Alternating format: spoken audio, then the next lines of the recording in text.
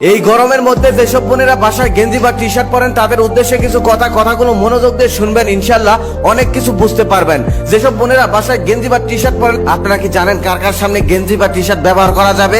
অনেকেই হয়তো বলবে মারামদের সামনে ব্যবহার করা জায়েজ আছে, কিন্তু আপনার ধারণা সম্পূর্ণ ভুল। কারণ যে আপনার বাবা হয়, যে আপনার ভাই লাগে, সেই সম্পর্কের আগেও তাদের আরো একটি সম্পর্ক আছে, তারা হলো পুরুষ।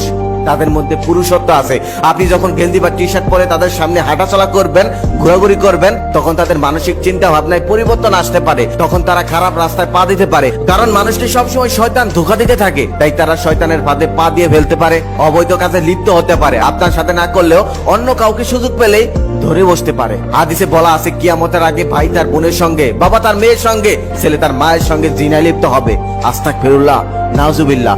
আল্লাহ তাদেরকে হেদায়েত দান করুক, আল্লাহ তাদেরকে ক্ষমা করুক। খবরে অলরেডি এইসব আপনি শুনতে পারবেন, এইসব অলরেডি শুরু হয়ে গেছে। এর কারণ কি জানেন?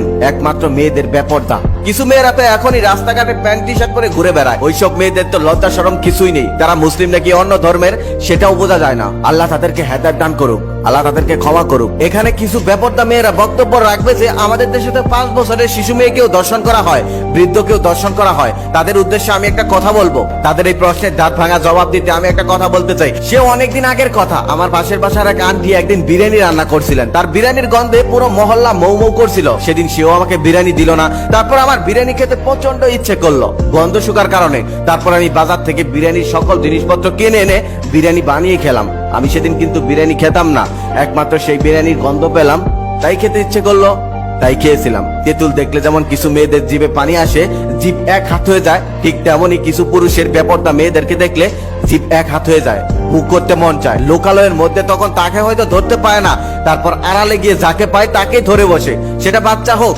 সেটা বয়স্ক হোক বা যুবতী, সেটা দেখার তার কোনো যায় আসে না। কারণ তার ভোগ করতে হবে, তার জিভে পানি এসে গেছে। আশা করি ওইসব বেপরদা মেয়েরা এই প্রশ্নের উত্তরটা পেয়ে গেছেন। তাই বোনেরা, এইসব কাজ থেকে আপনারা সাবধানে থাকবেন। আপনি অবশ্যই গেঞ্জি বা টি শার্ট পরতে পারবেন, সেটা আপনার ব্যক্তিগত রুমে, কেউ যেন না দেখতে পারে। ইনশাআল্লাহ আপনি আপনার স্বামীর সামনেও পড়তে পারবেন, কোনো সমস্যা নেই। তবে আমার মনে হয় এইসব পরা না পরাই উত্তম। কারণ আমাদের প্রাণপ্রিয় নবী হযরত মুহাম্মদ সাল্লাল্লাহু আলাইহি ওয়াসাল্লাম মহিলাদেরকে পুরুষদের পোশাক পরতে নিষেধ করে গেছেন। এতে ফিতনা হতে পারে, মহিলাদের পোশাক হবে ঢিলাঢালা। আমাদের প্রাণপ্রিয় নবী হযরত মুহাম্মদ সাল্লাল্লাহু আলাইহি ওয়াসাল্লাম কোনো কথা এমনি এমনি বলেনি। আশা করি সবাই বুঝতে পেরেছেন। ভিডিওটা বর্তমান সময়ের জন্য খুবই উপযোগী। আমি প্রত্যেকদিন ভিডিও বানাই, তবে কখনো লাইক চাইনি, কমেন্ট চাইনি, শেয়ার করতে বলিনি। আজকে একটা অনুরোধ করব, এই ভিডিওটাতে একটা লাইক করবেন, একটা কমেন্ট করবেন, একটা শেয়ার করবেন, যাতে সবাই দেখতে পারে। আর সেখান থেকে একটা মানুষও যদি সংশোধন হয়, নিজেকে সঠিক পথে নিয়ে আসে, তাহলে আমি সার্থক। আর আপনারাও সওয়াব পাবেন, কারণ আপনাদের লাইক কমেন্ট শেয়ারে এই ভিডিওটা অন্যের কাছে পৌঁছাবে, সবাই দেখতে পারবে।